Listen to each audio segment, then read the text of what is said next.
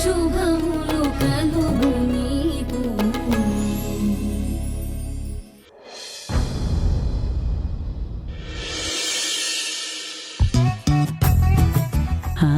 ఏంటి ఎక్కడుంది ఇది? వసే ముసలి, ఏం చేస్తున్నావు? చెమ్మ చెక్కలాడుతున్నా, కనబడట్లేదు. ఏం లేదే. స్వీట్ కావాలా? నీకేం కావాలి? నువ్వు ఈ స్వీట్ తినడం కావాలి.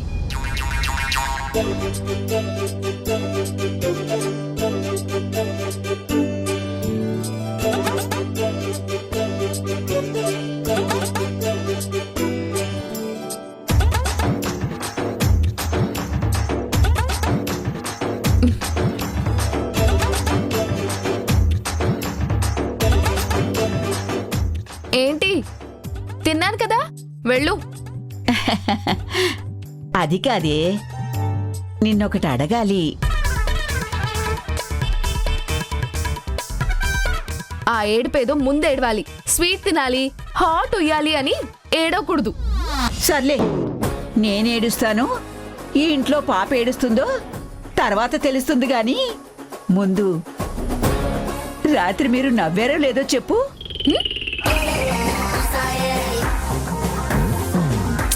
రాత్రి మేం నవ్వడం ఏంటి? అసలు ఏమైంది నీకు? ఏం అడగాలనుకుంటున్నావు? అదేనే, రాత్రి కరెంటు పోయింది కదా. పోయింది. చీకట్లో మీరు చేతులు పట్టుకున్నారు కదా. పట్టుకున్నాం. విక్కీకి చీకటంటే భయం కాబట్టి ధైర్యం కోసం నేనే పట్టుకున్నాను. నాకు కారణాలు అక్కర్లేదే, ఫలితం కావాలి. ఫలితాలా? చేతులు పట్టుకొని నేనేమన్నా అతని హస్తరేఖ చూశాననుకుంటున్నావా? జాతక ఫలితాలు అడుగుతున్నావు? నేనడిగింది జాతక ఫలితాల గురించి కాదే, మరి జీవితంలో ఫలితాల గురించి. అబ్బో, ఈ ముసలి దానికి చాదస్తం మరీ ఎక్కువైపోయింది. ఏ ముసలి, సూటిగా సుత్తి లేకుండా మ్యాటర్ ఏంటో మాట్లాడవే. సరేనే, నువ్వు అడిగినట్టే అడిగేస్తాను. రాత్రి కరెంట్ వచ్చాక ఏం జరిగింది? ఓ, కరెంట్ వచ్చాక అంటే కరెంట్ వచ్చాక చాలా జరిగాయి ముసలి. ఏం జరిగాయే? అదేంటంటే విక్కీలో అలాంటి యాంగిల్ ఉందని నాకు తెలీదు. అవునా? చాలా కొత్తగా ఉంది నాకు ఆ ఎక్స్పీరియన్స్. అబ్బా, ఊరించకుండా ఏం జరిగిందో చెప్పవే. ఆతృతతో తల్లో నరాలు చిట్లిపోయేటట్టున్నాయి. రాత్రి మరేమో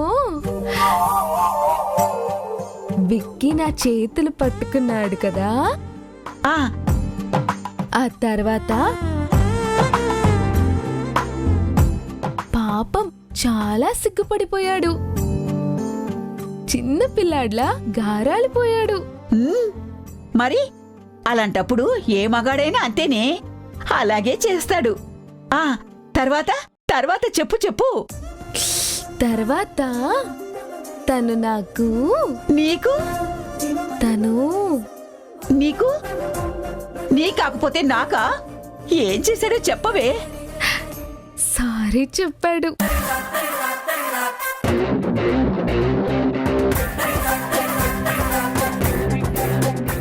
ఏంటి, సారీ చెప్పాడా? వెంటనే నేను కూడా సారీ చెప్పాను. ఆహా, అంటే మీరు రాత్రి సారీలు చెప్పుకున్నారా? మరి అనుకోకుండా చేతులు పట్టేసుకుంటే సారీలు చెప్పుకోరా ఏంటి? అలాగా. ఆ తర్వాత ఏం చెప్పుకున్నారు? చిన్నప్పుడు ఆడిన ఆటలు, ఒంగుళ్ళు, దూకుళ్ళు, కర్రా బిల్ల ఆటలు, అంతేగా?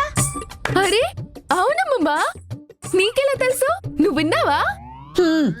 అవి వినక్కర్లేదే, నీ మాటల్ని బట్టి నెక్స్ట్ ఏం జరిగిందో ఊహించేయచ్చు. ఆ తర్వాత ఏం జరిగిందో ఆ హరికథ కూడా చెప్పు. ఇంకేం జరగాలి? అలా మాట్లాడుకుంటూ నిదానంగా నిద్రలోకి జారుకున్నారు, అంతేనా? అంతే. అంతకంటే ఇంకేముంటుంది? మీ మొహాలు మండ. హ? ఎంతో ఇదిగా ఇలా మెలికలు తిరుగుతూ చెబుతూ ఉంటే నేను ఇంకా అమ్మా నాన్న ఆటలు ఆడుకున్నారని సంబరపడిపోయాను కదే. సారీలు చెప్పుకున్నారా? సారీలు చిచ్చి, ఎంత ఊహించానే దిక్కుమాలిందానా. మీ మధ్య సంసారం జరిగిపోను. నీకు 4 పిల్లలు ఒకే కాన్పులో పుట్టా. ఏ తిడతావేంటే? అయినా ఏంటో తిట్లు చండాలంగా. తిట్టకేం చేయమంటావే పిచ్చి మొహందానా. నిన్ను ఇలా కాదే, ఒకే కాన్పులో క్రికెట్ టీం పుట్టాలని శపించాలి. ఏ పిచ్చిగాని పట్టిందా ముసలి నీకు? పిచ్చా? నాకు కాదే, నీకు పట్టింది పిచ్చి. ఇలా సారీలు చెప్పుకుంటూ కూర్చుంటే సంసారం ఎప్పుడు చేస్తారే? పిల్లలు ఎప్పుడు కంటారే? ఏ ఏంటి ఇందాకటి నుంచి పిల్లలని చావు కొడుతున్నావు? మరి భార్యాభర్తల మధ్య గొడవలు పోయి సరదాగా మాటలు కలిశాక, మనసులు తెలిసాక ఇంకా అచ్చుకు బిచ్చుకులు కాకుండా ఇంకేం చేసుకుంటారే? ఇలా సారీలు చెప్పుకుంటారా? ఉహుం. ఇందాకటి నుంచి నీకు మా మధ్య అదేదో జరిగిపోయిందనే ఆతృత ఎక్కువైపోయి ఇదంతా అడిగావా? మరి మా వయసుకి ఇంకేం బ్యాలెన్స్ ఉంటుందే? మనవరాళ్ళ సరదాలు సరసాల గురించి తెలుసుకుని మురిసిపోవడం తప్ప. అమ్మా ముసలి, నీ మనసులో ఇంత పెద్ద ఆలోచన పెట్టుకున్నావా? ఏ ముసలి, నువ్వు ఇంకిక్కడ ఉండద్దు, పోవే. వెంటనే వెళ్ళిపో, పదా. ఆ, అయ్యో, ఏమే ముసలి, ఇది అన్యాయమే. ఓపిక లేని ముసల్దాన్ని చేసి ఇలా మాటి మాటికి తోలేస్తాను అని అనడం పాపమే. ఆహా, ఓపిక లేని ముసల్దానివా? నిన్ను చూసి నీ మాటలు వింటే ఎవరైనా అలా అనుకుంటారా? అలా కాదే, నాకక్కడికి వెళ్ళబుద్ధి కావడం లేదే. నా అమ్మ కదూ, నన్ను ఇక్కడే ఉండనివ్వవే. నీ వయసు అయిపోయాక నీ మనవళ్ళు మనవరాళ్ళు కూడా నిన్ను బాగా చూసుకుంటారే, ఉండనియవే. ఇదిగో ఇదే చెప్తున్నా, మళ్ళీ ఇంకోసారి ఇలాంటి ఆలోచనతో నా దగ్గరికి వచ్చి ఇలా మాట్లాడితే వెంటనే పంపించేస్తా. హా, సరేనే. ఆ నిన్ను సంసారం ముగ్గులోకి ఎలా దింపాలో నా అనుభవం చెప్తుందే పిచ్చి మొహ.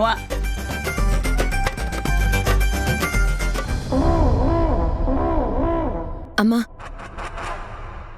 నీ బెదిరింపు బాగా పనిచేసిందమ్మా. వారాహి భయపడింది, పెళ్లి చేసేసుకుంటుంది. ఇప్పుడు మనం చరణ్ని నీతో పెళ్లి నుంచి తప్పుకోకుండా చూసుకోవాలి. అదే మనకి చాలా కష్టమైన విషయం. అమ్మా, మనం ఎలాగైనా జయసింహ గారి హెల్త్ బాగయ్యేలా చేస్తే చరణ్కి మన మీద ఇంప్రెషన్ పెరుగుతుంది. మనం దేవుళ్ళలాగా కనపడతాం. అప్పుడు తను మనం ఏం చెప్పినా వింటాడు, మనకి ఎలా కావాలంటే అలా ఉంటాడు. జయసింహ గారికి బాగు చేసే ఏర్పాట్లు నేను చేస్తాను. అమ్మా, నేను నీతో కొంచెం మాట్లాడాలి. ఏం మాట్లాడతావ్? రేఖా, నువ్వు ఆగు. అమ్మా, నీతో చాలా ఇంపార్టెంట్ మ్యాటర్ చెప్పాలి. నువ్వేం చెప్పక్కర్లేదు. రేఖా, ఒక్క నిమిషం ఆగు. అమ్మా, మొన్నటి నుంచి ఈ విషయం చెప్పాలనుకుంటున్నాను. నువ్వు వింటే చాలా హ్యాపీగా ఫీల్ అవుతావు.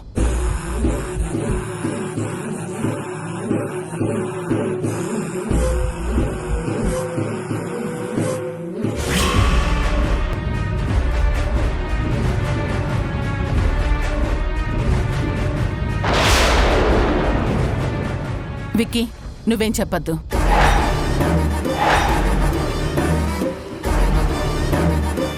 నువ్విప్పుడు చెప్పే విషయం గురించి రేఖ నాకు ఆల్రెడీ చెప్పింది. అది కాదమ్మా, అది. ప్లీజ్ విక్కీ, నాకు చాలా పనులున్నాయి. ఓకే అమ్మా, ఆ పనులేంటో నాకు తెలుసు. నువ్వు జయసింహ గారికి హెల్త్ సెట్ చేసి ఏర్పాట్లు చేయిస్తానంటున్నావు. అది చేస్తే చరణ్ ఇంప్రెస్ అవుతాడని అనుకుంటున్నా.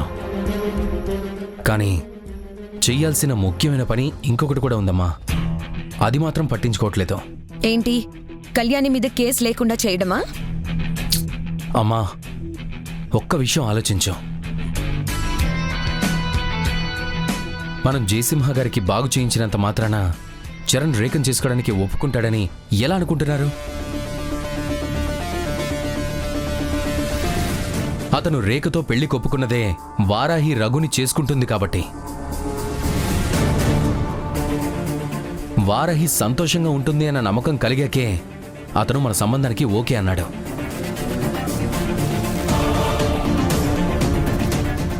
అలాంటిది మన వల్ల వారాహి వాళ్ళు ఇబ్బంది పడుతున్నారని తెలిసాక మన ఇంటికి అల్లుడుగా రావడానికి అతను ఒప్పుకుంటాడని ఎలా అనుకుంటున్నారు?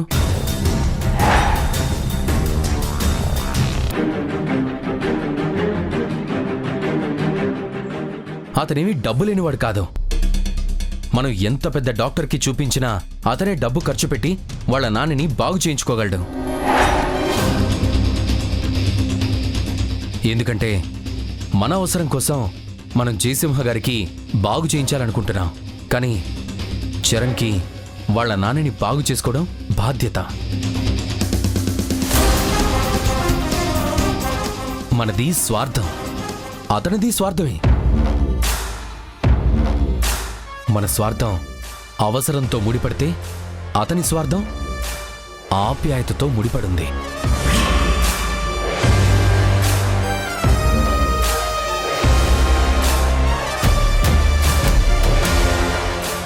అందుకే మనకంటే ముందే అతను వాళ్ళ నాన్నకి బాగు చేయించుకోవాలని ట్రై చేస్తూ ఉంటాడు. అంతేకాని మనం ట్రీట్మెంట్ చేయిస్తామని ఎదురు చూస్తూ కూర్చోడు. అందుకే చెప్తున్నానమ్మా, చరణ్కి మనం చేసే మంచి వాళ్ళ నాన్నని బాగు చేయడం కాదు, వారాహి వాళ్ళకి మంచి చేయటం.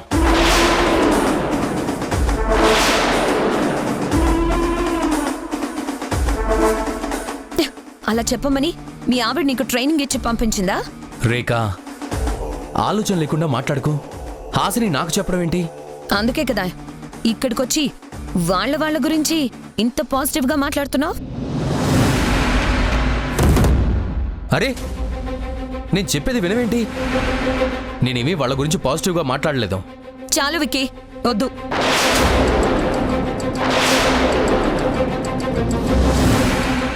నువ్వేదైనా మాట్లాడాలని అనుకుంటే నా పెళ్లి జరగడం గురించి మాట్లాడు. చరణ్ మనసుని ఎలా ఎంగేజ్ చేయాలో ఆలోచించు. అతన్ని ఒప్పించే ప్రయత్నం చేయి. అంతేకాని నాకు అస్సలు నచ్చని విషయం గురించి మాట్లాడి ఇంకా ఇరిటేట్ చేయకు. రేఖా, నువ్వు కొద్దిసేపు ఆగు. నేను మాట్లాడాల్సింది అమ్మతో, నీతో కాదు. నీకిప్పుడు నేనేం చెప్పినా మైండ్లోకి ఎక్కదు. అమ్మా, చరణ్ అసలే మనతో సంబంధం వద్దన్న మూడ్లో ఉన్నాడు. మనం ఏం చేసినా ఇప్పుడు పెళ్లి ఒప్పుకునేలా లేడు.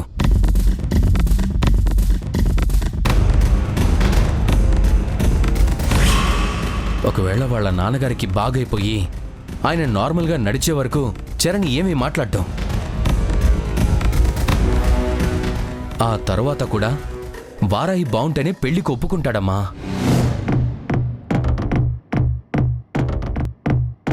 వారాహి వాళ్ళు బాగోకపోయినా చరణ్ పెళ్లికి ఒప్పుకోవాలి. అలాంటి ఆలోచన ఏవైనా ఉంటే నాకు చెప్పు.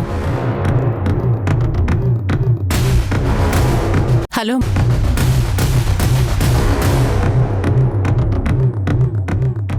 రేయ్, నా పెళ్లి చెయ్యాలనుంటే నా అన్నయ్యగా నువ్వు ట్రై చేస్తే చెయ్యి. లేదంటే నేనే నా ప్రయత్నాలు చేసుకుంటాను. నువ్వు నా ప్రయత్నాలకి అడ్డుపడకుండా ఉండు చాలు.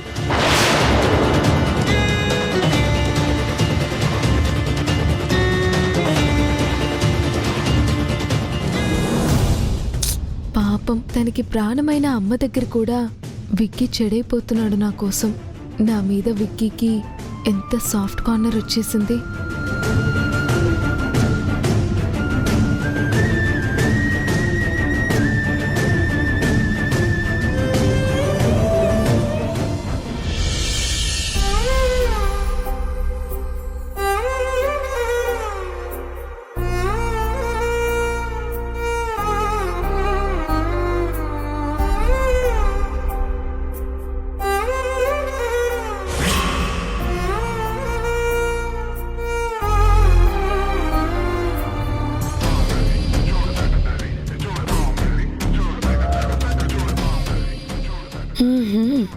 చెల్లి పెళ్లి పగవాడితో జరిగిపోతుందని ఫీల్ అవుతున్నావా? హాయ్ చరణ్, ఏంటి వారాహి వాళ్ళ పెళ్లి కార్డ్ చూస్తున్నావా? మాకు ఇచ్చారు, చాలా చీప్గా ఉంది కదా కార్డు. మన కార్డు ఇలా చీప్గా ఉండదు, చాలా రిచ్గా ఉంటుంది. మనం గోల్డ్ కార్డ్ చేయించుకుందాం, అప్పుడే కదా మన పెళ్ళి ఎంత గ్రాండ్గా జరుగుతుందో అని అందరికీ తెలుస్తుంది. అసలు నువ్వేంటి ఇక్కడ? అదేం ప్రశ్న? అసలు నువ్వు ఇక్కడికి ఎందుకు వచ్చావు? ఎందుకేంటి, మావయ్య గారికి అలా ఉంటే కాబోయే కోడల్ని చూడ్డానికి రాకుండా ఉంటానా? అందుకే ఫ్రూట్స్ తీసుకొచ్చాను. నాకు ప్రేమగా మాట్లాడడమే ఇష్టం. మామయ్య, కోడలు, మొగుడు అని వరుసలు కలపకు. వరుసలో నేను కలపాల్సిన అవసరం ఏంటి చరణ్? ఆల్రెడీ కలిసిపోయాయి. మనకు ఆల్రెడీ ఎంగేజ్మెంట్ కూడా అయిపోయింది.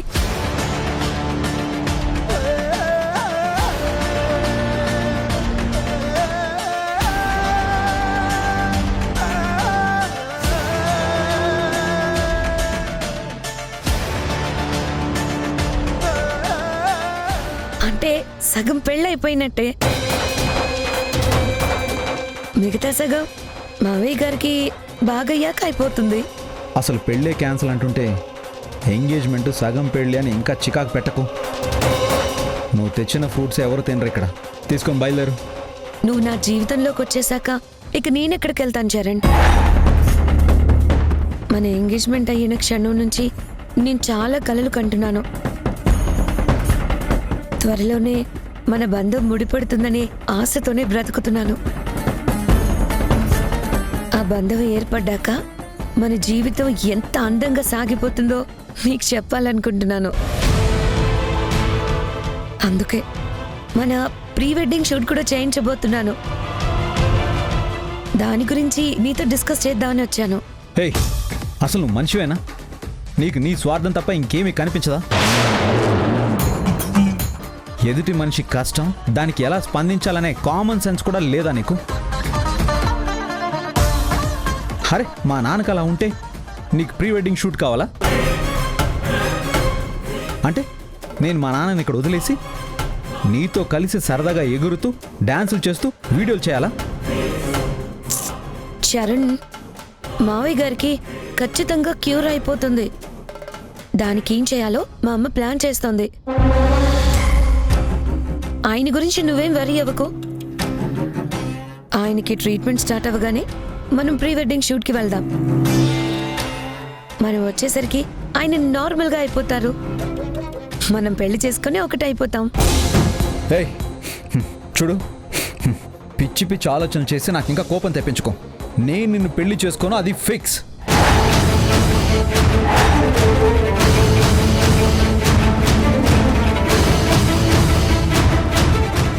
నువ్వు నా కోసం వెయిట్ చేయకుండా ఇంకెవరినైనా ఫిక్స్ చేసుకో. వెళ్ళి ఇక్కడ నుంచి.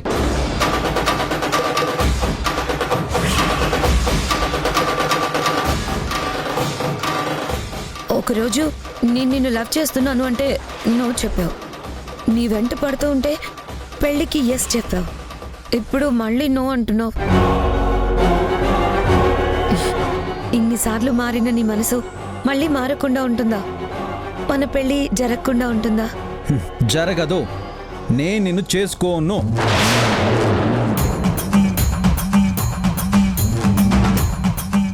నన్ను చేసుకోకుండా ఎవరిని చేసుకుంటా? వారాహినా? తనకెలాగో పెళ్ళైపోతుంది కాబట్టి నువ్వు నన్నే చేసుకుంటావని నా నమ్మకం. ఓహో, వారాహికి పెళ్ళైపోతుంది కాబట్టి తన గురించి ఆలోచించుకున్నా నీ గురించి ఆలోచిస్తాను అనుకుంటున్నావా? అలా అనుకోవడం నీ పిచ్చితనం. అంటే పెళ్ళైపోయిన వారాహి గురించి ఆలోచిస్తావా? ఆలోచించి ఏం చేస్తావు? దేవదాసు అవుతావా? వారాహి ఇంటి చుట్టూ తిరుగుతావా? తిరిగితే రఘు ఊరుకుంటాడా? ఎంతో ఇష్టపడి 25 లక్షలు ఎదురు కట్నం ఇచ్చి మరీ చేసుకుంటున్నాడు.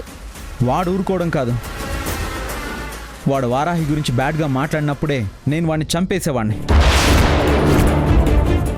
కానీ వారాహిని చూసే నేను వెనక్కి తగ్గాను. వాళ్ళంటి వెధవని పెళ్లి చేసుకోవద్దని వారాహికి చెప్పా, కానీ వారాహి వినిపించుకోలేదు. నేను నిన్ను చేసుకుంటే వాణ్ణి చేసుకోకుండా మానేస్తానని కండిషన్ పెట్టింది. కానీ నాదొక కండిషన్. ఏంటది? మీరు రేఖని పెళ్లి చేసుకుంటేనే నేను రఘుని పెళ్లి చేసుకోను. ఇప్పుడు నేను నిన్ను చేసుకోవట్లేదు కాబట్టి వాణ్ణి చేసుకోవడానికి రెడీ అయింది. నువ్వు నన్ను చేసుకోవట్లేదని కాదు, దాని చెల్లెలు కళ్యాణ జీవితం బాగు చేసుకోవడం కోసం రఘుని చేసుకుంటుంది.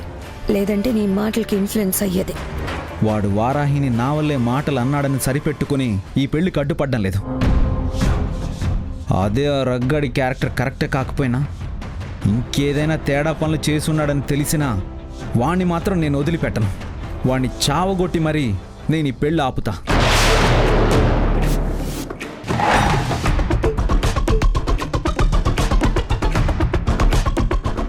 నువ్వు ఇంకా అనవసరమైన మాటలు మాట్లాడుతూ ఇక్కడే ఉండకు.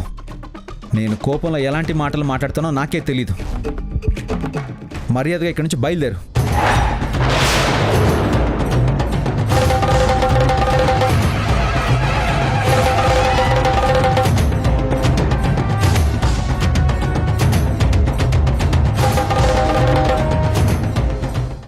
నువ్వు వారాహి పెళ్ళికి వస్తున్నావా?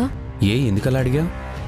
మీ అమ్మ మీ చెల్లి పెళ్ళికి రామని మా అక్క మొహం మీదే చెప్పారు కదా, వాళ్ళతో పాటు నువ్వు కూడా వస్తాను.